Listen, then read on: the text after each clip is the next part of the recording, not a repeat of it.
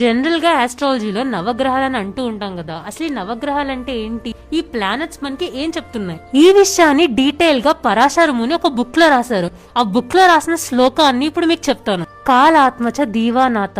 ఈ శ్లోకంలో ఈ లైన్ ఏదైతే ఉందో ఇది సూర్యుడు గురించి చెప్తుంది అన్నమాట. సూర్యుడు అంటే టైం, సూర్యుడు అంటే సోల్, మన ఆత్మ, మన లోపల ఒక పర్సనాలిటీ ఉంటది కదా, దాన్ని సూర్యుడు రిప్రజెంట్ చేస్తాడు అనమాట. మనహ కుముద బాంధవ. ఈ లైన్ చంద్రుడు గురించి చెప్తుంది అనమాట.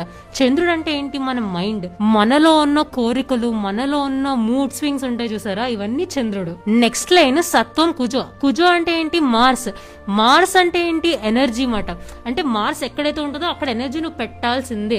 సో మార్స్ మంచిగా ఉన్న వాళ్ళు జనరల్ గా వాళ్ళు స్పోర్ట్స్ ఎక్కువ ఆడతారు, ఎక్కువ ఎనర్జెటిక్ ఉంటారు, వర్కౌట్స్ చేస్తారు. మార్స్ ఎవరికైతే వీక్ ఉంటుందో జాతకంలో వాళ్ళు జనరల్లీ హెల్త్ అనేది బాగోదు.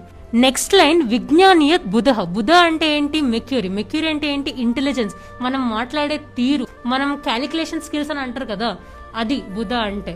నెక్స్ట్ లైన్ దేవేజ్యో జ్ఞాన సుఖదో. ఇది గురుడు గురించి మాట, అంటే జూపిటర్ గురించి. సో జూపిటర్ అంటే ఏంటి, హ్యాపీనెస్, నాలెడ్జ్, ఇంకా చిల్డ్రన్, పిల్లలు ఎలా ఉంటారు. ఓకే, ఈ శ్లోకం బట్టి శుక్రుడు అంటే ఏంటి, వీనస్ అంటే sperm, marriage partnerships, business partnerships. Okay, and also మనం కార్పొరేట్ వరల్డ్ అంటాం కదా, 9 to 5 జాబ్ చేసే వాళ్ళు శుక్రుడు బాగా ఉంటేనే చేయగలరు.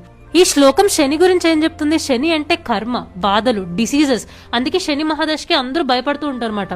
కానీ శని అంటే మన కర్మల్ని కరిగించేది, దీనికి భయపడాల్సిన అవసరం లేదు.